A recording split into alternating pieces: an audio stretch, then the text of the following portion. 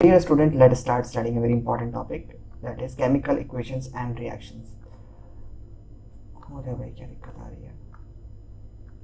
Okay, now chemistry first chapter first, class 10th. हमारे पास है chemical equations and reaction.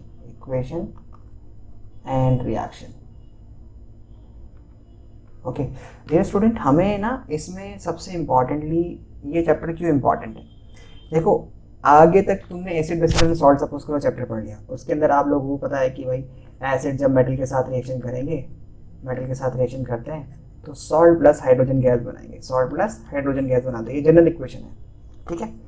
अब suppose करो आपको एसिड दे दिया सल्फ्यूरिक एसिड H2SO4, उसकी रिएक्शंस आपसे करा दी, सपोज करो एल्यूमिनियम के साथ रिएक्शन करा दी।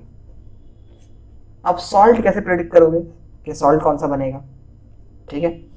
और सॉल्ट अगर प्रेडिक्ट भी कर ले, चलो सपोज करो एल्यूमिनियम सल्फेट आपने प्रेडिक्ट कर लिया कि सॉल्ट जो बनेगा वो एल्यूमिनियम सल्फेट बनेगा और हाइड्रोजन गैस की फॉर्मेशन होगी, ठीक है। तो फिर उस सॉल्ट का फॉर्मूला कैसे लिखोगे भाई, फॉर्मूला AlSO4 होगा फॉर्मूला, या Al2SO4 होगा, या Al2SO4 का होल थ्राइस होगा, क्या फॉर्मूला होगा, ठीक है। उसके बाद चलो अब ये हम लोगों ने कर दिया, उसके बाद क्या आएगा, बैलेंसिंग। भैया इक्वेशन तो लिख दी लेकिन ये तो अनबैलेंस इक्वेशन है, टीचर अगर तुमने लिख भी दिया तो टीचर इसमें मार्क्स रिलेट कर लेगा, क्योंकि इसमें पता ही नहीं है कि इसमें जो है हम लोग को मतलब ये बैलेंस अनबैलेंस इक्वेशन, यहाँ पे 2 एल्यूमिनियम है, यहाँ पे 1 एल्यूमिनियम है, तो ये तो अनबैलेंस इक्वेशन है, तो इसको बैलेंसिंग भी करनी सीखनी है। तो फर्स्ट इज दैट कि हमें फॉर्मूला लिखना आना चाहिए, फॉर्मूला लिखना आना चाहिए, प्रॉपर फॉर्मूला। दूसरा हमें प्रेडिक्शन आनी चाहिए, प्रेडिक्शन कि क्या बनेगा, सब्सटेंस क्या बनेगा, ठीक है। तो अगर हमें प्रेडिक्शन नहीं आती है, प्रेडिक्शन हमें आनी चाहिए कि ऑफ सब्सटेंस फॉर्म, ठीक है। अब इस पर और क्या सवाल आएगा, ये किस तरह की रिएक्शन है, ऐसा क्यों हुआ कि भाई एल्यूमिनियम सल्फेट ने जो है रिएक्शन करा दी तो H2SO4 के साथ तो ये बन गया। अगर लेट सपोज करो if I am taking the example of H2SO4 plus copper, तो यहाँ पर तो नो रिएक्शन हो जाएगी, यहाँ पर तो नो रिएक्शन हो जाएगी। तो भाई यहाँ पर नो रिएक्शन क्यों हो रही है और यहाँ पर रिएक्शन क्यों हो गई, या यहाँ पर कॉपर की जगह मैं सल्फर ले लेता हूँ, या दूसरा सॉरी सल्फर बोल रहा हूँ, सिल्वर ले लेता हूँ, तो वहां पर तो नो रिएक्शन हो जाएगी। तो इसका मतलब कुछ और भी पढ़ना है हम लोग को, तो हम लोग को ये भी पढ़ना है कि रिएक्टिविटी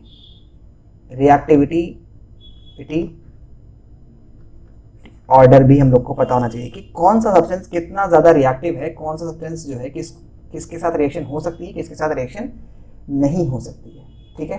तो करेक्ट फॉर्मूला हम लोग को लिखना चाहिए, प्रोडक्शन ऑफ सब्सटेंस आना चाहिए, रिएक्टिविटी ऑर्डर आना चाहिए हम लोग को, बैलेंसिंग आनी चाहिए हम लोग को, बैलेंसिंग आनी चाहिए, ठीक है। उसके साथ साथ फिर मतलब बहुत सारी चीजें हैं जो तुम पढ़ते चले जाओगे आगे। अगर तुमने पहला चैप्टर नहीं पढ़ा तो आपको फॉर्मूला लिखना नहीं आएगा, तो फिर आप बताइए अगर फॉर्मूला लिखना नहीं आता तो फिर आप आगे के चैप्टर्स में करोगे क्या, जहाँ पे हमेशा ही केमिकल इक्वेशंस आएंगी, केमिकल रिएक्शंस आएंगी, तो वहां पर आप कैसे करोगे। दूसरा, अगर आपने प्रेडिक्शन करना नहीं आता, आपको नहीं पता कि सब्सटेंस क्या बनेगा, आपके सामने इक्वेशन लिखी हुई है कंप्लीट द रिएक्शन, और ये अभी नहीं है, ये आपको जो है ना 11th-12th मतलब में तो यही होता है, आपको सब्सटेंस दे देंगे कि भाई इससे ये बना के दिखाइए, कैसे बनाओगे, ए सब्सटेंस दे दिया उससे बी बोल देंगे कि बस ये बना के दिखाइए। अब उसके साथ स्टेप्स इतने सारे होंगे कि आपको ए के साथ पहले A1 में बनाना होगा, फिर A1 के बाद A2 बनाना होगा, फिर A2 के बाद A3 बनाना होगा, फिर कहीं जाकर के बी बनेगा। अब यहाँ पर ये रिएक्शन है, ये रिएक्शन से ये रिएक्शन, सबके साथ इतना ज्यादा इंपॉर्टेंट है ये सब चीजें होना कि आपको मतलब एकदम प्रॉपर तरीके से पता होना चाहिए कि क्या चीज कैसे प्रेडिक्ट की जाती है। डू अंडरस्टूड, समझ में आया मैं क्या कहना चाह रहा हूँ, सब मुझे जवाब दो कि फर्स्ट चैप्टर केमिस्ट्री समझ में ना आने की वजह सिर्फ एक है, पहला चैप्टर नहीं पढ़ा, ठीक है। और पहला चैप्टर में भी जो फॉर्मूले वाला राइटिंग, जो फॉर्मूले का जो सेशन है ये 9th स्टैंडर्ड का है, लेकिन बच्चे 9th में सीरियसली नहीं पढ़ते हैं, ठीक है, तो वो भूल भी जाते हैं। तो हम लोग यहीं से स्टार्ट करते हैं चैप्टर को पढ़ाना कि फॉर्मूला कैसे लिखा जाएगा, कैसे हम लोग प्रेडिक्ट करेंगे। जैसे फॉर एग्जांपल अगर मैं बोल रहा हूँ कि कैल्शियम सल्फेट जो होता है CaSO4, इसका फॉर्मूला कैल्शियम सल्फेट का फॉर्मूला ये है, एल्यूमिनियम सल्फेट का है Al2SO4 का होल थ्राइस, ठीक है। सोडियम सल्फेट का फॉर्मूला है Na2SO4, ठीक है। इसी तरह से एल्यूमिनियम ऑक्साइड का है Al2O3, सोडियम ऑक्साइड का है Na2O, उस तरह से कैल्शियम ऑक्साइड का है CaO, तो कहीं पर ये होल ट्वाइस होल ब्रैकेट लग जाएगा, कहीं पर ये हट करके यहाँ पे 2 लग जाएगा, कहीं पर Al2O3 यानी 2 के साथ Al के साथ 2 आ गया और O के साथ 3 आ गया, यहाँ पर 3 गायब हो गया, यहाँ पे 2 रह गया, यहाँ पर कुछ भी नहीं है, ना 2 ना 3। तो ऐसा क्यों होता है? ये चीज़ें हमें करेक्ट फॉर्मूला लिखना बताएगा। जैसे रिएक्शन को लिखना मुश्किल नहीं है, जैसे कि आपके पास सपोज करो कोई रिएक्शन दे दी गई है, ठीक है, तो रिएक्शन तो बहुत आसानी से लिख सकते हो आप अगर आपको फॉर्मूला लिखना आता है। सपोज करो आपको दे दिया कि फेरिक हाइड्रोक्साइड या फेरिक सल्फेट जब रिएक्शन करेगा सोडियम हाइड्रोक्साइड के साथ, सोडियम हाइड्रोक्साइड के साथ, तो वो बनाता है ferric hydroxide plus sodium sulphate. अब बताओ, अगर आपको फॉर्मूला लिखना आता है, फेरिक सल्फेट का फॉर्मूला क्या होगा, सोडियम सल्फेट का फॉर्मूला क्या होगा, सोडियम हाइड्रोक्साइड का फॉर्मूला क्या होगा, फेरिक हाइड्रोक्साइड का फॉर्मूला क्या होगा और इसका क्या होगा, तो ये तो बहुत आसानी से आप लिख दोगे। और इनफैक्ट अगर आपको सही से केमिस्ट्री समझ में आने लग जाए तो आप फिर इतना भी आपको ये दे दें ना, ये 2 चीज़ें आपको दे दें, तो आप ये और ये भी अपना आप प्रेडिक्ट कर लोगे। और इनका प्रेडिक्शन बड़ा आसान होता है। जैसे कि सपोज करो अगर मैंने बोला आपसे, इतना मुश्किल नहीं, जैसे आप फेरिक सल्फेट का फॉर्मूला आता है Fe2SO4 का होल थ्राइस, यह फेरिक सल्फेट। सोडियम हाइड्रोक्साइड का होता है NaOH, अब ये हम लोग सीखेंगे अभी, ठीक है। उसके बाद फेरिक हाइड्रोक्साइड का हो जाएगा FeOH whole thrice plus sodium sulphate का हो जाएगा Na2SO4, ठीक है। इसी तरह से अगर मैं आगे बोलता हूं, प्रेडिक्शन कितना आसान है, देखो प्रेडिक्शन कितना आसान है, प्रेडिक्शन में भी बड़ा आसान होता है, बस आपको कुछ चीजें याद करनी होती हैं। याद जैसे क्या करनी होती है याद, जैसे सपोज करो आपको याद करना है जनरल इक्वेशन की एसिड जब भी मेटल के साथ रिएक्शन करेंगे तो वो सॉल्ट प्लस हाइड्रोजन गैस बनाएंगे, ये हमें याद रखना है। अब H2SO4 आपको दे दिया सपोज करो और आपको जिंक दे दिया, तो फटाफट जिंक और सल्फेट का फॉर्मूला बना लो, कैसे बनेगा। अब ये फॉर्मूला बनाना अगर आपसे आता हो तो फॉर्मूला बना दोगे, ZnSO4 प्लस हाइड्रोजन गैस, ये प्रेडिक्ट हो गया। तो पहली ये जनरल इक्वेशन याद हो गई। इसी तरह से आपने याद कर लिया कि एसिड जब भी मेटल कार्बोनेट के साथ रिएक्शन करेंगे, तो वो salt plus carbon dioxide plus water बनाते हैं। तो ये आपको क्या करनी है, मेमोराइज करना है, ये आपको याद रखना है कि भाई ये हमारी जनरल इक्वेशन है। आप सपोज करो आपको दे दिया HCl हाइड्रोक्लोरिक एसिड, जब रिएक्शन करेगा मेटल कार्बोनेट मतलब मेटल के साथ कार्बोनेट ग्रुप होता है, CO3 ग्रुप को कार्बोनेट ग्रुप बोलते हैं। तो ये जो मेटल कार्बोनेट अगर मैं बोलूंगा तो क्या होगा, जैसे सोडियम का मेटल कार्बोनेट बताओ, सोडियम कार्बोनेट तो Na2CO3। अब ये फॉर्मूला आना चाहिए बस आपको कि मेटल कार्बोनेट जो है Na2CO3 बनेगा, सोडियम का फॉर्मूला, सोडियम के साथ। ओके, उसके बाद क्या है, बस फटाफट CO2 लिखो यहाँ पे और वाटर लिखो, और उसके साथ यहाँ पर जो सॉल्ट बनेगा, सॉल्ट को प्रेडिक्ट करना बहुत आसान है, सोडियम क्लोराइड बनेगा। अब ये कैसे बनेगा, सॉल्ट भी कैसे प्रेडिक्ट करेंगे, ये भी हम लोग सीखेंगे कि सॉल्ट कौन सा बनेगा। सो ये जो प्रॉब्लम्स होती हैं बच्चों को कि वो यहाँ तक तो चलो इसको भी याद कर लेंगे, लेकिन प्रॉब्लम कहाँ पे आनी शुरू हो जाएगी, प्रॉब्लम आनी शुरू हो जाएगी उनको ये सॉल्ट प्रेडिक्ट करने में, कि सॉल्ट नहीं प्रेडिक्ट हो रहा कि सॉल्ट कौन सा बनेगा, ये तो आपने लिख दिया याद करके। फिर दूसरी प्रॉब्लम कहाँ पे आएगी कि फॉर्मूला सही नहीं लिखना आ रहा कि भाई फॉर्मूला क्या बनेगा। सोडियम क्लोराइड का फॉर्मूला तो चलो आसान है NaCl, अगर कोई और सॉल्ट होता तो तुम फंस भी सकते थे। तो यहाँ पर आपको फॉर्मूला सही से लिखना आना चाहिए, और दूसरा आपको कुछ चीजें याद करनी है। केमिस्ट्री बहुत आसान है, केमिस्ट्री बहुत ज्यादा मुश्किल नहीं है। तो चलो हम लोग देखते हैं कि कैसे हम लोग इसको प्रेडिक्ट करते हैं। समझ में आ रहा है तुम लोग को क्या क्या नाम है बच्चों का? अखलाक समझ में आया, अंश, अनुषा, रिदा, सिद्रा, पक्का समझ में आया ना? तो ये हमारी प्रॉब्लम है, बस ये प्रॉब्लम तुम दूर कर लो, कसम से कह रहा हूं तुम्हें केमिस्ट्री सबसे आसान सब्जेक्ट लगने लग जाएगा। यही प्रॉब्लम है, बस केमिस्ट्री में यही प्रॉब्लम है। पहले चैप्टर को बड़ा ध्यान से समझना, इसलिए मैं रिकॉर्ड भी कर रहा हूँ। अगर किसी को लेक्चर चाहिए होगा बाद में तो बाद में भी देख सकता है इस लेक्चर को, ऐसी बात नहीं कि आप अभी देख रहे हैं। अगर आप भूल रहे हो तो इसलिए मैंने रिकॉर्ड भी कर रहा हूँ इस लेक्चर को, कि आप चाहो तो इसको बाद में भी देख सकते हो। चलो आगे चलते हैं हम लोग और समझने की कोशिश करते हैं, हमारी प्रॉब्लम को सॉल्व करते हैं। सबसे पहले हम लोग स्टार्ट करते हैं आज इसी टॉपिक से स्टार्ट करेंगे और अच्छे से एक्सप्लेन करेंगे, जब तक नहीं जाएंगे जब तक पूरा समझा ना दें। सबसे पहले हमारे पास बच्चों प्रॉब्लम आती है केमिस्ट्री में, जो पहला वो है कि what is a chemical equation. Chemical equation क्या है? केमिकल रिएक्शन तो सिंपल है कि कोई भी केमिकल चेंज हो रहा है उसको हम लोग केमिकल रिएक्शंस बोलते हैं। अब केमिकल इक्वेशन क्या है? What is a chemical equation? तो सिंपल, अगर हमारे पास कोई भी केमिकल चेंज हो रहा है, जैसे सपोज करो कहीं आपने देखा कि हाइड्रोजन गैस जो है वो रिएक्ट कर गई किसके साथ, या हाइड्रोजन गैस, ठीक है, हाइड्रोजन गैस को आपने मिक्स कर दिया किसी के साथ, लेट सपोज करो ऑक्सीजन के साथ आपने मिला बर्न करा दिया, तो ये क्या बन जाएगा? वाटर बन जाएगा। तो अगर इसी चेंज को, ये क्या है? केमिकल चेंज है। इसी केमिकल चेंज को अगर मैं सिंबल्स यानी हाइड्रोजन गैस, ऑक्सीजन गैस और सिंबल्स और के फॉर्मूले में लिख देता हूं, तो इसी को हम लोग क्या बोलते हैं? This is called the chemical equation. इसको हम केमिकल इक्वेशन बोलेंगे। तो हम लोग इसका जवाब लिख लेते हैं यहाँ पे फटाफट से। Writing a chemical change, writing a chemical change in terms of symbol and formula is called chemical equation. उसको हम लोग केमिकल इक्वेशन बोलते हैं, ठीक है। अब इसमें थोड़ा सा समझना है सबको कि जैसे हमारे पास कोई केमिकल इक्वेशन लिखी हुई है, हमने लिखा कि अभी मैंने लिखा था हाइड्रोजन गैस, हाइड्रोजन गैस जब रिएक्ट करेगी किसके साथ? Hydrogen gas react with oxygen gas, and this will gives you water, ये वाटर देगा। तो ये वर्ड्स में लिखी हुई है, तो इसको हम लोग बोलेंगे वर्ड इक्वेशन, ठीक है। Will got it, word equation, हम इसको वर्ड इक्वेशन बोलेंगे, ठीक है। समझ में आ रहा है अंश? और अगर इसी को मैंने किस में लिख दिया?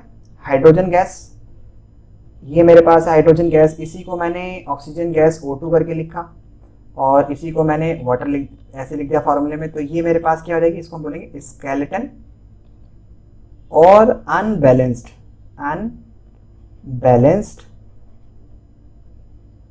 Chemical equation. हम लोग इसको स्केलेटन या अनबैलेंस्ड केमिकल इक्वेशन बोलेंगे, ठीक है। क्यों बोलेंगे अनबैलेंस्ड केमिकल इक्वेशन?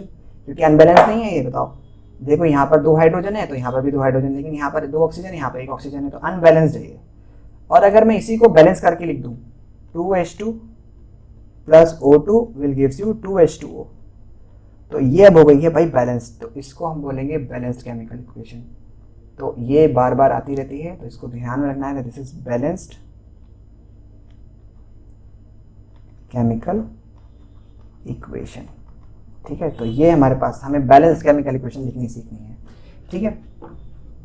इसी को हम लोग बोलते हैं बैलेंस केमिकल इक्वेशंस। चलो अब हम लोग सबसे पहले लिखते हैं, इससे पहले लिखने से पहले हम लोग, ये तो तुम लोग को पता ही होगा केमिकल चेंज और फिजिकल चेंज क्या होता है। केमिकल चेंज वो हम बाद में डिस्कस करेंगे, टाइम बचेगा, तो पहले हम लोग जो मेन हमारा टॉपिक है वो हम लोग डिस्कस कर लेते हैं, ठीक है। तो अब हम लोग क्या करते हैं, ज़रा समझने की कोशिश करते हैं।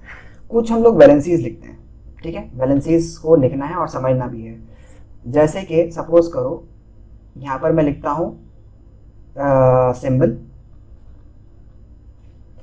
या नेम, यहाँ पर है सिंबल और यहाँ पर है हमारे पास वैलेंसी, उनकी वैलेंसी क्या है, ओके।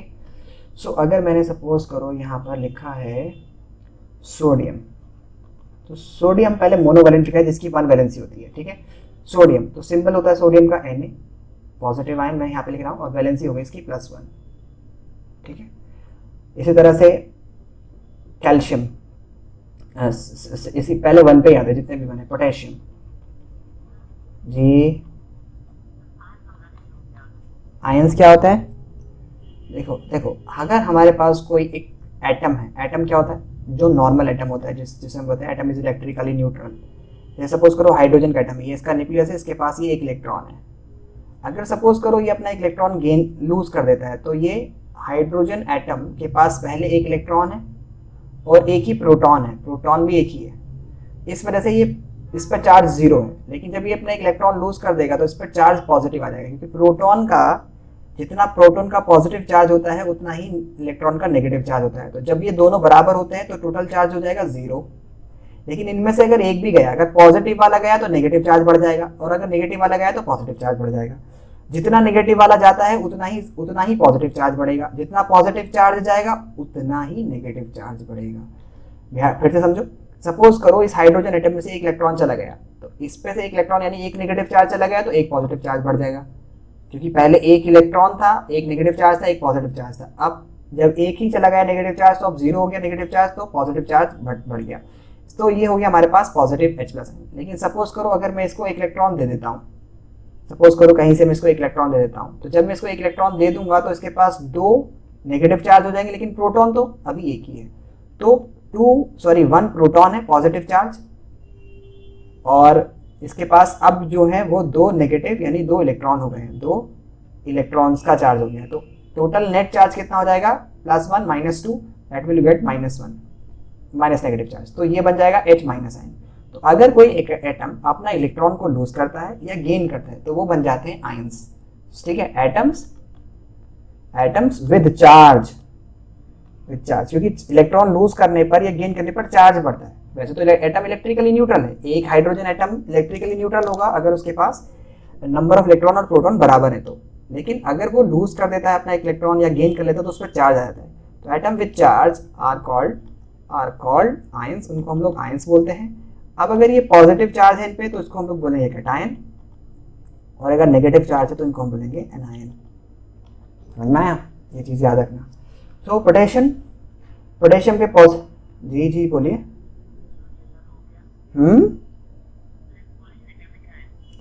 हाँ, पॉलीएटॉमिक आयन जो होते हैं वो एक से ज्यादा आयंस जब मिल जाते हैं, मतलब एक से ज्यादा कार्बन एटम्स मिल जाते हैं, वो भी हम डिस्कस करने वाले। सॉरी, एक से ज्यादा एटम्स मिलके जो बनाते हैं जिसमें चार्ज होता है, जैसे कार्बोनेट आयन है, इसको हम लोग पॉलीएटॉमिक आयन बोलते हैं। इसमें एक कार्बन का है, 3 ऑक्सीजन है।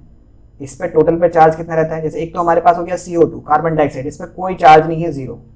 तो ये तो मॉलिक्यूल है, नो चार्ज, इस पर कोई चार्ज नहीं है। लेकिन अगर CO3 ग्रुप है, इस पर -2 चार्ज रहता है। CO3 कार्बोनेट ग्रुप बोलेंगे इसको, कार्बोनेट ग्रुप है, और ये पॉलीएटॉमिक आयन है, पॉलीएटॉमिक आयंस है। ठीक है, पॉलीएटॉमिक आयंस है ये, पॉलीएटॉमिक आयंस। क्यों है पॉलीएटॉमिक आयन, इसीलिए है क्योंकि इस पर -2 चार्ज है। और पॉली क्यों है, क्योंकि इसमें एक से ज्यादा एटम इस्तेमाल किए गए हैं, जैसे कार्बन एंड ऑक्सीजन। इस तरह से बहुत सारे पॉलीएटॉमिक आयन होते हैं, हाइड्रोक्साइड आयन होता है, HCO3 होता है। ठीक है, तो बहुत सारे हमारे पास होते हैं। तो पहले हम बात करते हैं, वापस से यहाँ पे आते हैं।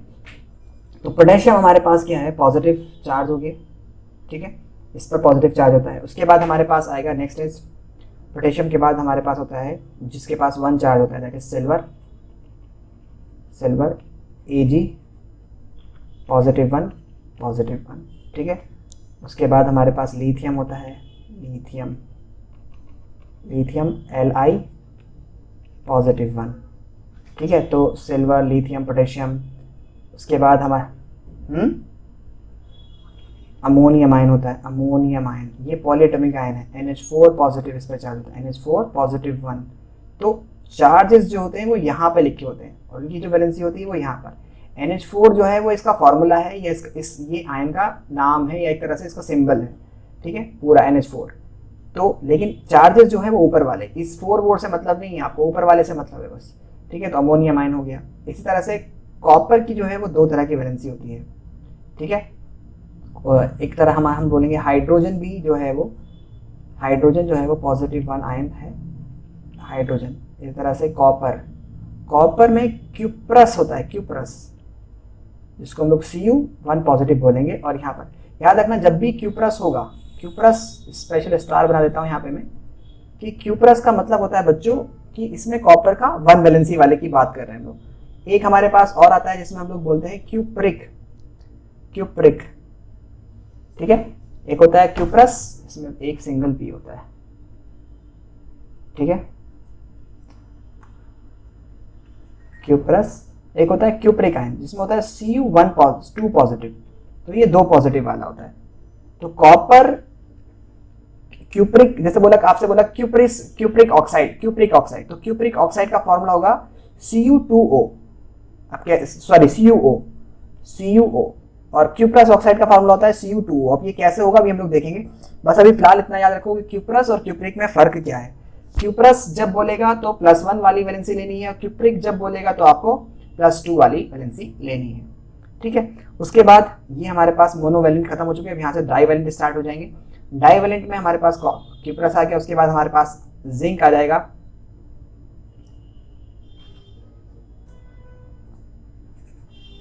जिंक Zn 2 पॉजिटिव यहाँ पे आ गया, ओके। उसके बाद हमारे पास कैल्शियम है, कैल्शियम Ca 2 पॉजिटिव। उसके बाद हमारे पास बेरियम है, बेरियम Ba 2 पॉजिटिव, इसकी वैलेंसी 2 पॉजिटिव हो गया, ठीक है। बेरिलियम है Be 2 पॉजिटिव, ओके। उसके बाद हमारे पास लेड है, अगली स्लाइड ले लेता हूँ। लेड है, लेड को हम बोलते हैं Pb और 2 पॉजिटिव। लेड की 4 वैलेंसी भी होती है, लेकिन हम लोग ज़्यादा 2 ही यूज़ करते हैं, ठीक है। एक बात और याद रखना, जैसे तुमसे बोला ना क्यूप्रस बोला ना क्यूप्रिक बोला, बस तुमसे बोला कॉपर ऑक्साइड, तो कॉपर ऑक्साइड के लिए हम लोग जनरली ये वाली वैलेंसी को यूज़ करते हैं 2 को, यानी ज़्यादा स्टेबल इसकी 2 वैलेंसी होती है एक तरह से, सो हम लोग 2 वैलेंसी वाले को यूज़ करते हैं, ओके। सो अगर आपसे कॉपर बोला या क्यूप्रिक बोला तो आपको क्या लेना है, आपको 2 वैलेंसी वाला लेना है, ठीक है। उसके बाद हमारे पास नेक्स्ट आ जाएगा लेड के बाद लेड +2 आ जाएगा। समझ में आ रहा है अनुषा, सिद्रा,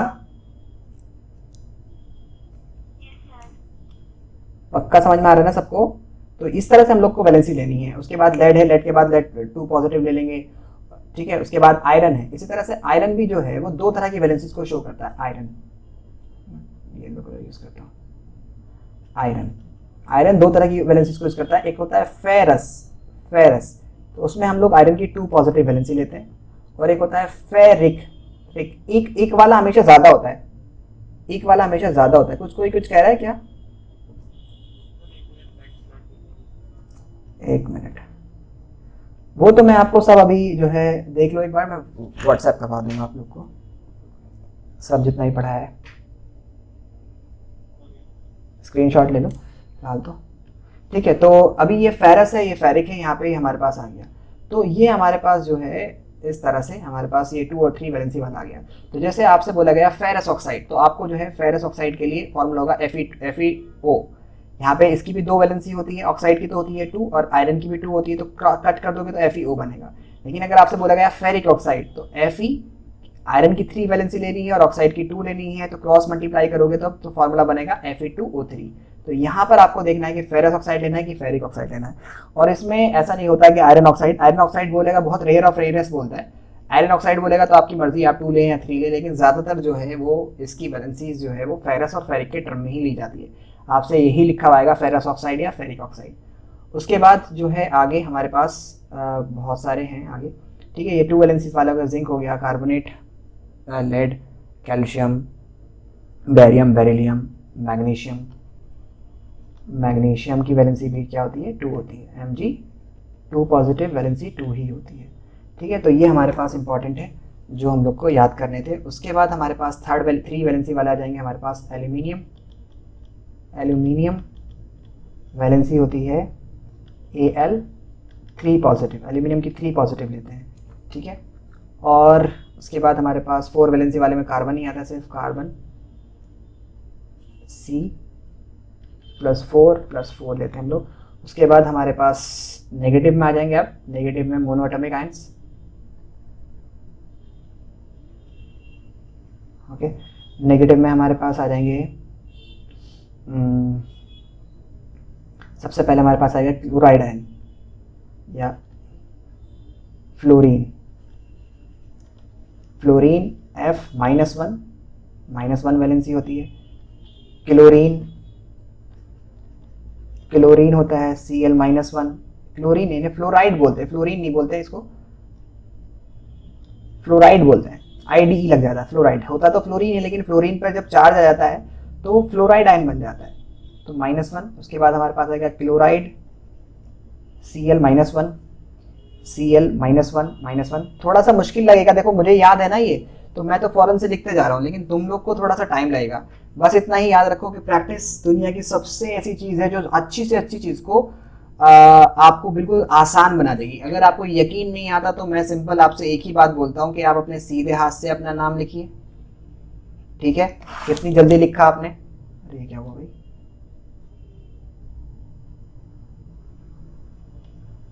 ठीक है। और आप उसी को आप अपने उल्टे हाथ से लिखिए। तो उल्टे हाथ से लिखने में तो कर्सर ही लाने में मुझे 1 घंटा लग रहा है, सो मतलब थोड़ा मुश्किल होता है। उल्टे हाथ से मुझे प्रैक्टिस नहीं है लिखने की, तो मैं इसलिए नहीं लिख पा रहा हूँ, बहुत मुश्किल है मेरे से।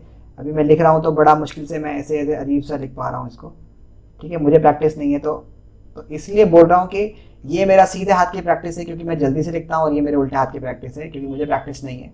सो प्रैक्टिस दुनिया की एक ऐसी चीज़ है जो अच्छी से अच्छी चीज़ को आपको ला करके दे सकती है। आप बस पढ़ने का वो कीजिए, आप प्रैक्टिस कीजिए, आपको आ जाएगा। फ्लोराइड, क्लोराइड, ब्रोमाइड बहुत मुश्किल नहीं है, आप कर सकते हो। जब मैं कर सकता हूँ तो आप भी कर सकते हो, कोई भी कर सकता है। आयोडाइड, जी।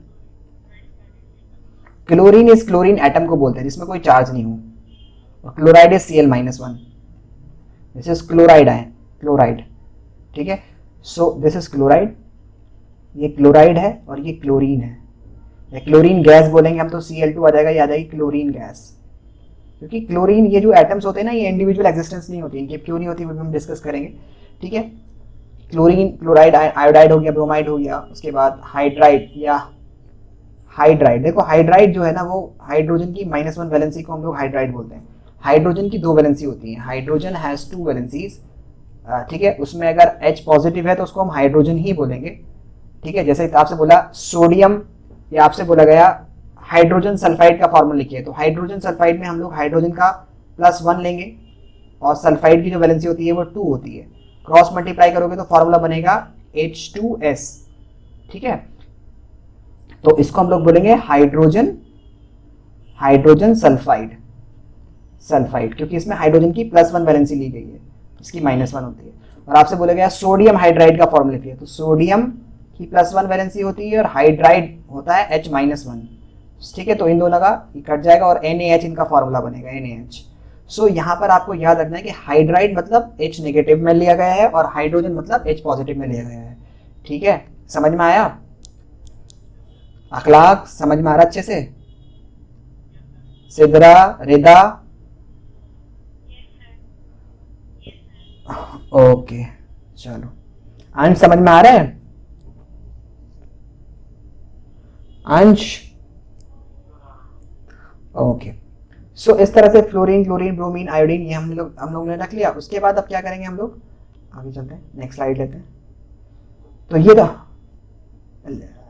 स्क्रीनशॉट लेना, ठीक है, 1 मिनट, ये लो, ठीक है। तो ये हमारे पास इसमें और भी है वैसे, एक बार चलो आगे लिख लेंगे -1 में। एक होता है hydro oxide ion, hydro oxide ion OH-1, OH-1, देखो इसके इसमें उसमें ही आया ये हाइड्रो ऑक्साइड OH-1, और ये -1 हो गया। उसके बाद हाइड्रो ऑक्साइड के बाद है हाइड्रोजन कार्बोनेट, हाइड्रोजन कार्बोनेट। तो हाइड्रोजन कार्बोनेट होता है HCO3-1, इसकी वैलेंसी भी -1 होती है। अच्छा ये बात याद रखनी है आप लोग को, बच्चे क्या गलती करते हैं, वो यहाँ वाले से कोई मतलब नहीं है। देखो ये जो 3 है ना, और इसको 3 नीचे लिखा हुआ है तो ये 3 नीचे ही रहे। ऐसे आपसे बोला गया सोडियम हाइड्रोजन कार्बोनेट का फॉर्मूला लिया है, सोडियम हाइड्रोजन कार्बोनेट सॉल्ट बन रहा है, तो सोडियम की वैलेंसी 1 हो गई है, और हाइड्रोजन कार्बोनेट की वैलेंसी जो होती है वो भी 1 होती है। तो जब सेम सेम होता है तो कट जाता है और बनेगा NaHCO3। तो इस 3 को बच्चे नीचे न लिखने की जगह पे क्या कर देंगे, NaHCO ऐसे 3 लिख देंगे, या ये 3 कई बार क्या करते हैं NaHCO3 ऊपर पहुंचा देते हैं। तो ऐसे नहीं करना है, ये नीचे लिखा हुआ है तो उसको नीचे ही लिखना है, छोटी छोटी चीज को ध्यान रखना है, ठीक है। हाइड्रोजन कार्बोनेट, उसके बाद तुम्हारा 2 वैलेंसी वाले स्टार्ट हो जाएंगे जिसमें 2 होती है, जैसे कि सल्फाइड S-2, -2 वैलेंसी होती है सल्फाइड। एक होता है सल्फेट SO4 -2, एक होता है सल्फाइट SO4 सॉरी SO3 -2। अच्छा, इत्तेफाक की बात यह है कि सल्फर की कोई सी भी हो, सब में -2 है, सबकी -2 वैलेंसी है। तो यहाँ पर ध्यान देना है तुम्हें, बस ये याद रखना IDE जहाँ पे आता है ना वहाँ पे सिंगल होता है। जैसे यहाँ पे तो खैर हाइड्रोक्साइड के साथ मिल गया, यहाँ मत देखना कि हाइड्रो के साथ ऑक्साइड लगा हुआ है, लेकिन जैसे भी क्लोराइड है, ब्रोमाइड है, आयोडाइड है, आपने देखा पीछे IDE जहाँ पे लगा हुआ है ज़्यादातर वो सिंगल एटम के लिए रिप्रेजेंट करता है। ठीक है, अगर उसके पॉलीएटॉमिक आयंस भी हैं तो वो सिंगल एटम को रिप्रेजेंट करते हैं। उसके बाद जैसे हमारे पास आगे है ऑक्साइड आयन, O -2 होता है, -2 आ गया ऑक्साइड। ठीक है, उसके बाद जो है तुम्हारा सल्फाइड है, ऑक्साइड है, और भी हैं जो कार्बोनेट है, कार्बोनेट ग्रुप जो कि बहुत बार पूछा जाता है, CO3 -2। देखो hydrogen carbonate, hydrogen word hydrogen carbonate देखो कैसे आए, हाइड्रोजन कार्बोनेट की वैलेंसी कितनी हो गई +1 और कार्बोनेट की कितनी हो गई -2। तो दोनों को मिला दोगे तो क्या बन जाएगा HCO3 और टोटल चार्ज कितना आ जाएगा -1। -2 और +1 मिलके हाइड्रोजन का होता है +1 और इसका होता है -2। CO कार्बोनेट का कितना होता है -2 होता है। तो दोनों को मिला दो कितना हो जाएगा, इसका +1 गायब हो जाएगा तो -1 ओवरऑल चार्ज आ जाएगा। तो इस तरह से हाइड्रोजन कार्बोनेट का -1 बन जाता है। ठीक है, तो कार्बोनेट हो गया तुम्हारा ऑक्साइड। उसके बाद हमारे पास नेक्स्ट है ठीक है, उसके बाद कार्बोनेट हो गया। अब बस 3 वैलेंसी वाले रह गए फिर खत्म हो गया। उसके बाद आता है हमारे पास नाइट्राइट N3, IDE लगा हुआ है देखो नाइट्राइड में, IDE मतलब N खाली अकेला -3। नाइट्राइड, नाइट्राइट, ठीक है ITE, नाइट्राइट और एक होता है नाइट्रेट। तो एक होता है नाइट्रेट, नाइट्रेट तो होता है NO3, इसकी -1 वैलेंसी होती है। नाइट्रेट आयन की कितनी वैलेंसी होती है -1 वैलेंसी होती है, याद रखना ये बात। तो ये मैं सिर्फ वहीं पे लिख देता हूँ, एक काम करता हूँ नाइट्रेट को जहाँ पर -1 वाले लिख रहे थे हम लोग, तो वहाँ पर हम लोग इसको उठा करके वहाँ पर लिख देते हैं। ये तो यहाँ पर नाइट्रोजन के साथ है ही और वहाँ पर भी हम लोग लिख देते हैं इसको नाइट्रेट NO3 -1 वैलेंसी होती है, याद रखना ये बात। ठीक है, नाइट्रोजन के साथ। उसके बाद आएगा हमारे पास phosphate, phosphate PO4 -3, phosphite PO3 -3। अब ये याद, ये चीज अगर तुमने याद कर ली ना केमिस्ट्री के अंदर, मतलब ये तुम्हारा समझ लो 50% सिलेबस है। ये टेबल को तुम्हें याद करना ही पड़ेगा। परऑक्साइड, परऑक्साइड वाले आयंस अभी नहीं चल रहे हैं, हम लोग नहीं कर रहे हैं परऑक्साइड जो होते हैं। ठीक है, तो वो भी छोड़ दो, ऐसे तो बहुत सारे होते हैं। जिंकेट किसका O2 सिंबल देखो डिपेंड करता है ना बेटा, ऑक्सीजन जो है एक वेरिएबल वैलेंसीज को शो करता है किस अलग अलग कंडीशंस में, बॉन्डिंग पे डिपेंड करता है कि कैसे बॉन्ड बना रखा है। तो वो कभी और टॉपिक है, वो किसी और क्लास में हम लोग डिस्कस करेंगे, वो जरूरत नहीं है तुम्हारी। जरूरत तुम्हारी सिर्फ इतना है कि तुम ये चीज पहले याद कर लो अच्छे से, इसमें तुम्हें डाउट नहीं होना चाहिए। परऑक्साइड जो होता है वो H2O2 होता है और इस पर कोई चार्ज भी नहीं होता, ये हाइड्रोजन परऑक्साइड है। ठीक है, और भी बहुत सारे तरह की परऑक्साइड्स हमारे पास यूज की जाती है जिसमें ऑक्सीजन की वैलेंसी जो है वो 2 ना होकर के 1 होती है, -1 होती है।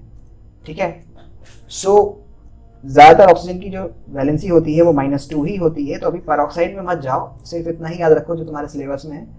ठीक है, अब वो बॉन्ड की फॉर्मेशन की वजह से हो जाता है। बॉन्ड जब ऐसे बनेगा H2O2, मतलब H2O2 में जो बॉन्ड होता है वो कुछ इस तरह से होता है। तो यहाँ पर -1, यहाँ पर -1 +1 चार्ज, इस तरह से बॉन्ड फॉर्मेशन होती है। सो यहाँ पर H2O2 कुछ इस तरह से रिप्रेजेंट करता है, वो चीज़ नहीं जाना है। ठीक है, तो अब ये हम लोग सपोज करो ये हमने सारे फॉर्मूले लिखने सीख गए कि क्यूप्रस, क्यूप्रिक, बेरिलियम, सबके हमें फॉर्मूले याद हो गए। अब हम लोग अगर ये चीज़ याद हो गई तो हमसे पूछो भाई कौन सा फॉर्मूला नहीं आता हम लोग को, तो फॉर्मूला तो हम बता देंगे। हमसे बोला फेरिक हाइड्रोक्साइड का लिखिए, फेरिक हाइड्रोक्साइड का फॉर्मूला लिखिए, हाइड्रो ऑक्साइड। तो फेरिक मतलब आयरन की 3 वैलेंसी, देखो मैंने लिख रखा है पीछे, फेरिक मतलब आयरन 3 वैलेंसी, हाँ लिखा है मैंने, ये देखो फेरिक मतलब आयरन की 3 वैलेंसी। और हाइड्रोक्साइड मतलब, हाइड्रोक्साइड का मतलब होता है OH -1, ये रहा हाइड्रोक्साइड। ओके, OH -1, तो बस यहीं से लिखो आयरन की 3 और ऑक्साइड हाइड्रोक्साइड को यहाँ पे लिखो -1। अब एक चीज याद रखनी है कि जब इस तरह से ये क्रॉस मल्टीप्लाई करोगे तो ये बनेगा FeOH। अब ऐसे 3 लिखना, क्योंकि ये पूरी एक ही एंटिटी है, उसको ब्रैकेट में करके लिखेंगे। जब यहाँ पर एक पॉलीएटॉमिक आयन होगा तो उसको ब्रैकेट में करके लिखते हैं, ठीक है, ब्रैकेट में करके लिखते हैं, ताकि आपको ये पता रहे कि ये 3 जो है वो हाइड्रोजन पर भी है और ऑक्सीजन पर भी है। तो ये फेरिक हाइड्रोक्साइड का फॉर्मूला हो गया। अभी बोलो फेरस हाइड्रोक्साइड का लिखो, फेरस हाइड्रोक्साइड। हाइड्रोक्साइड तो Fe आयरन की 2 और OH की 1, क्रॉस मल्टीप्लाई करोगे तो क्या बनेगा FeOH होल ट्वाइस। तो यहाँ पे होल ट्वाइस आ गया, यहाँ पे होल थ्राइस आ गया। तो ये चीजें हैं हमारे पास जो होगा। तो मैं कुछ बच्चों को अलग अलग दे रहा हूँ। किसके नीचे?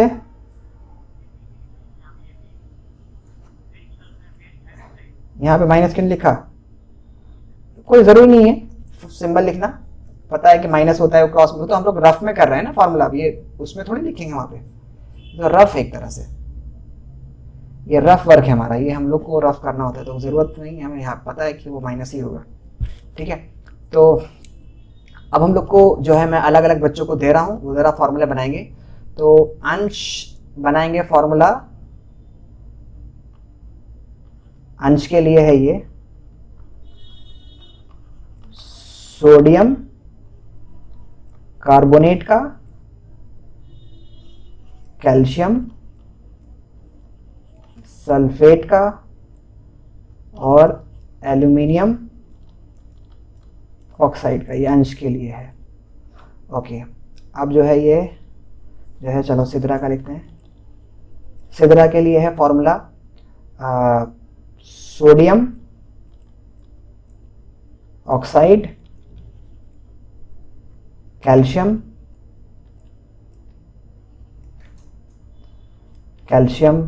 हाइड्राइड,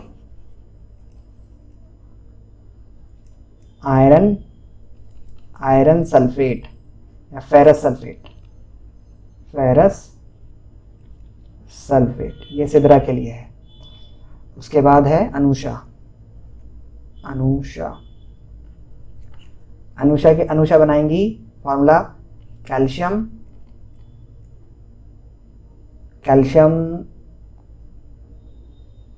फॉस्फेट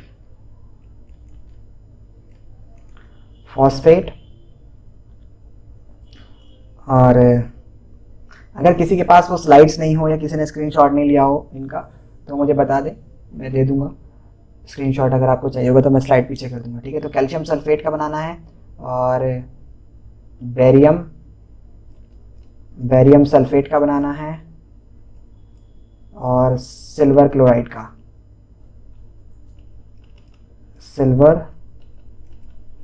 का। उसके बाद नेक्स्ट है हमारे पास अंश के बाद है सिद्रा, अनुषा, रेदा को बनाना है लेड नाइट्रेट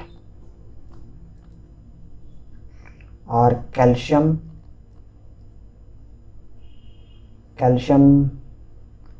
हाइड्रोक्साइड और मैग्नीशियम क्लोराइड। ओके, उसके बाद नेक्स्ट हमारे पास इधर अनुषा अंश। अब कौन रह रहा है?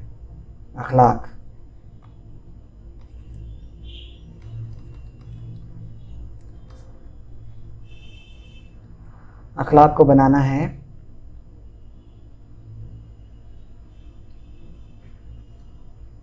Lead sulphate,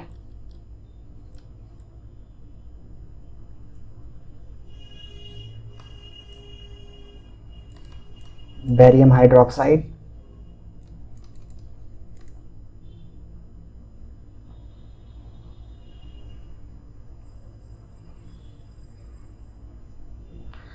lithium hydride. चलो सब अपना अपना बना के बताओ मुझे। अंश बना लिया? बताओ क्या होगा? Na2CO Na2CO Na3CO Na3CO ये।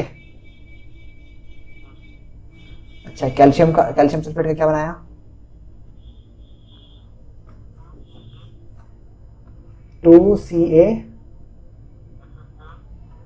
CaSO4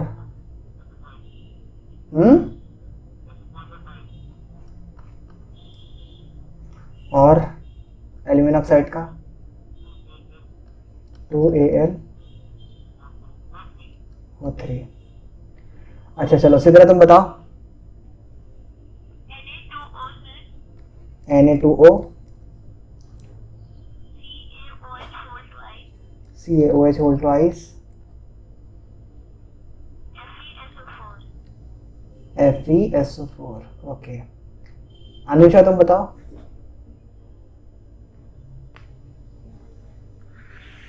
Anusha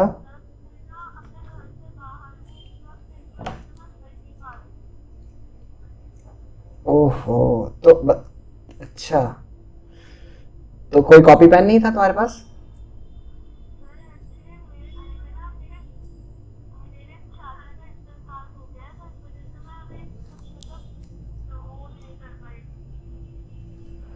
okay okay okay बेटा, नाम जन्नत दे। चलो रिदा तुम बताओ।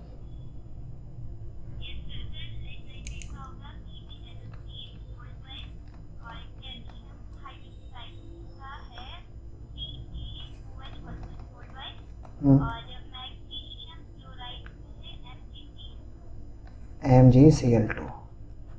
अखलाक तुम बताओ।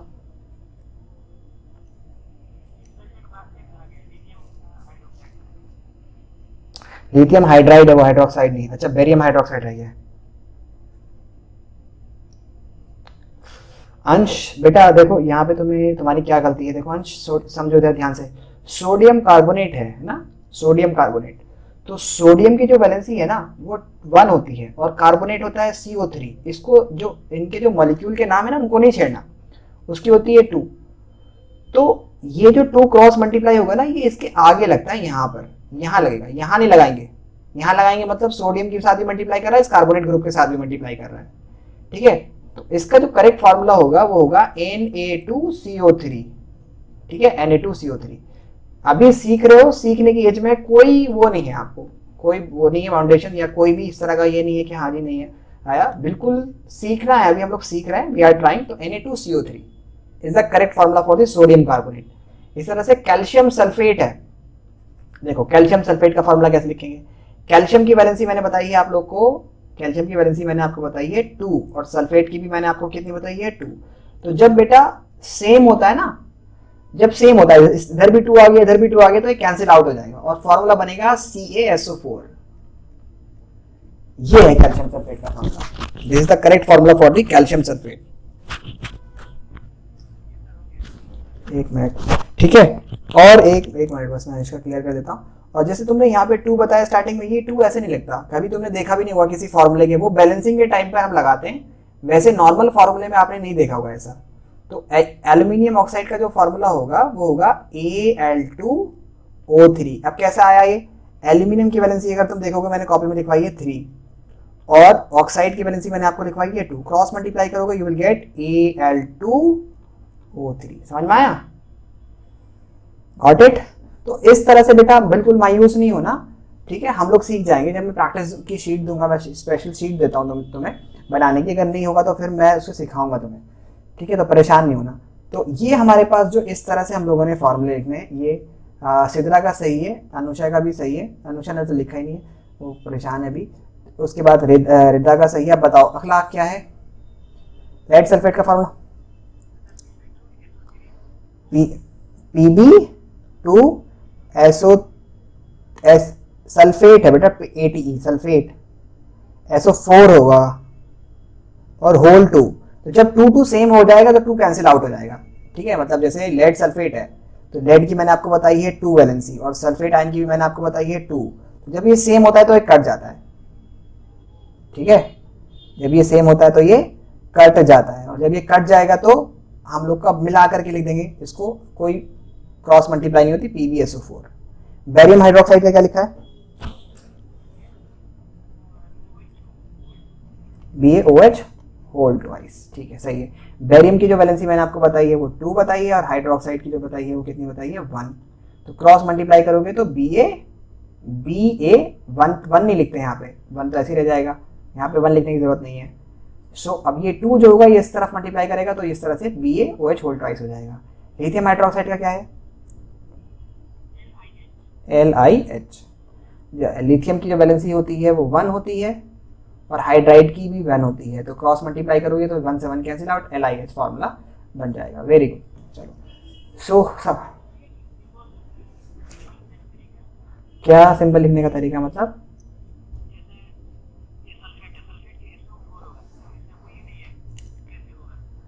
SO4, हाँ ये सल्फेट आयन है, इसी को याद रखना है तुम्हें।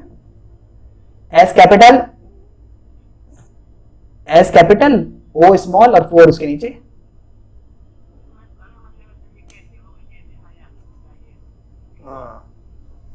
अच्छा, सल्फेट आयन का ये SO4 कैसे आया? ये तो हम लोगों ने लिख दिया कि SO4 जो है वो एक मतलब चार्ज, तो मैं बता सकता हूँ कि कैसा है। सल्फर जो है वो वेरिएबल वैलेंसीज को शो करता है, सल्फर जो है वो वेरिएबल वैलेंसीज को शो करता है, ठीक है। तो यहाँ पर सल्फर जो है वो +6 वैलेंसी को शो कर रहा है, +6। मैंने आपको सल्फाइड आयन की -2 लिखवाई ना, तो सल्फर जो है +2 -2 वैलेंसी को भी सॉरी -2 वैलेंसी को भी शो करता है, +6 वैलेंसी को भी शो करता है, +4 वैलेंसी को भी शो करता है। तो सल्फर जो है वो वेरिएबल वैलेंसी को शो करता है। अब ये मत पूछने लग जाना कि ये क्यों करता है, क्योंकि अगर ये मैं तुम्हें बताने लग गया तो फिर ये वाली केमिस्ट्री छोड़ करके तुम्हें डायरेक्ट कॉम्पिटिटिव लेवल बढ़ाना पड़ जाएगा। वो अलग केस है, डी ब्लॉक एलिमेंट होते हैं, डी ब्लॉक एलिमेंट के अंदर वेकेंट डी ऑर्बिटल होता है, जिसकी वजह से एक्साइटेड स्टेट में इलेक्ट्रॉन जंप कर जाता है। वो तुम्हारी समझ की बात नहीं है, बस इतना याद रखो कि सल्फेट आयन जो होता है वो SO4 है। इसको तुम्हें याद रखना है कि इसकी जो वैलेंसी होती है -2 होती है, इसीलिए तो बोला मैंने SO3 जो होता है वो माइनस, कुछ चीजें ऐसी होती है जो अभी तुम्हें याद करनी है, तो इसे याद रखो बस। अब ये सल्फेट आयन कैसे बना, सल्फेट आयन SO3 आयन कैसे बना, ये सब तुम हायर क्लासेस में जाओगे तुम्हें खुद जवाब मिल जाएंगे इसके, तो अभी उसको नहीं याद रखो, उतना ज्यादा याद रखोगे तो बहुत। अभी जो प्रैक्टिस करनी है वो है तुम्हें फॉर्मूला एकदम करेक्ट, एकदम बढ़िया से फॉर्मूला लिखना आना चाहिए, एकदम जो भी बोलो फटाफट से लिख दो, वो तुम्हें आना चाहिए। दूसरी चीज तुम्हें प्रेडिक्शन आनी चाहिए कि ये चीज इससे रिएक्ट करेगी तो क्या चीज बनेगी। ये A के साथ B रिएक्ट कर रहा है तो C बनेगा, और C बनेगा तो क्या बनेगा, और बनेगा कि नहीं बनेगा ये भी पता होना चाहिए। कई बार ऐसा होता है बनता ही नहीं है, तो इस तरह से नो रिएक्शन हो जाती है। तो ये आपको याद रखना है, ठीक है। I hope you understood. समझ में आया तुम लोग की है कि नहीं आया? पक्का। अब हमारे पास जो अगली प्रॉब्लम होती है बच्चों की, वो ये होती है कि उनको प्रिडिक्शन नहीं आती। प्रिडिक्शन मतलब कुछ जर्नल इक्वेशन में लिख रहा हूं, उसको तुम्हें याद रखना है। जैसे एसिड, मैं फिर से लिख रहा हूं, एसिड जब भी रिएक्ट करेंगे मेटल के साथ,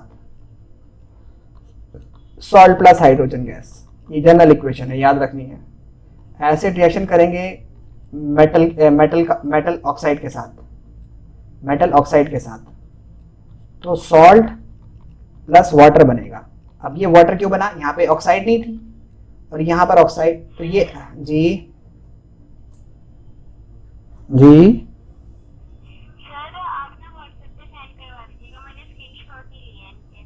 ओके बेटा, मैं शॉर्ट सेंड करवा दूंगा, ठीक है। उसके बाद एसिड जब मेटल के साथ रिएक्शन करेगा तो सॉल्ट प्लस वाटर हो जाएगा।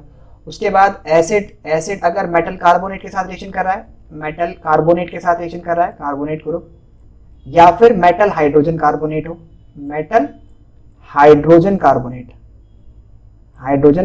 हो, ठीक है। अब ये तो याद ही करना है भाई, ये थोड़ी चीजें तो याद करनी है, इस चैप्टर में थोड़ी मेहनत है, साफ सीधी बात है, इसमें मेहनत है, मैं खुद बोल रहा हूँ, तुम्हें याद करना है इसमें ज्यादातर चीजें। मेटल कार्बोनेट और मेटल हाइड्रोजन कार्बोनेट, यानी कि M के साथ CO3 ग्रुप या फिर M के साथ HCO3 ग्रुप। HCO3 ग्रुप होता है हाइड्रोजन कार्बोनेट और CO3 ग्रुप होता है कार्बोनेट ग्रुप। कोई भी हो वो रिएक्शन करेगा तो salt plus carbon dioxide plus water बनाएगा। अब ये तो आपको पता चल गया ना कि देखो सब में क्या बनना है, सॉल्ट, ये तुम्हें याद हो गया, हाइड्रोजन है, यहाँ पर वाटर है, यहाँ पे तुम्हारा कार्बन डाइऑक्साइड है, यहाँ पे तुम्हारा पास वाटर है, ये तुम्हें याद हो जाएगा। बस सॉल्ट को प्रेडिक्ट कर लोगे, सॉल्ट को प्रेडिक्ट करना कोई मुश्किल बात नहीं है, बहुत आसानी से तुम्हें बता दूंगा कि सॉल्ट को कैसे, कौन सा सॉल्ट बनेगा, उसको याद करना कोई मुश्किल बात नहीं है, ठीक है। इसी तरह से बेस जब रिएक्शन करेंगे नॉन मेटल ऑक्साइड कैसे हो गई, जैसे कार्बन डाइऑक्साइड हो गई, ठीक है, सल्फर डाइऑक्साइड हो गई, सल्फर ट्राइऑक्साइड हो गई। तो अगर इन गैसेस के साथ रिएक्शन करते हैं तो क्या बनाते हैं, they will form the salt plus water, ये याद रखना है आप लोग को, ठीक है। बेस जब मेटल के साथ रिएक्शन करते हैं तो बनाते हैं सॉल्ट प्लस हाइड्रोजन गैस, ये भी याद रखना है तुम्हें, ठीक है। तो ये थोड़ी सी 3-4 इक्वेशन है, ये याद कर लोगे, और बाकी डिस्प्लेसमेंट रिएक्शन है, कौन सा डिस्प्लेस करके क्या बनेगा, न्यूट्रलाइजेशन रिएक्शन है, वो सब सीख जाओगे। तो जैसे अभी सपोज करो, मुझे तुम्हें एग्जांपल के तौर पे मैं समझाता हूँ। लेट सपोज करो आपको H2SO4 दे दिया, सल्फ्यूरिक एसिड दे दिया, और उसकी रिएक्शन आपको सोडियम मेटल के साथ करा दी, तो अब कौन सा सॉल्ट बनेगा?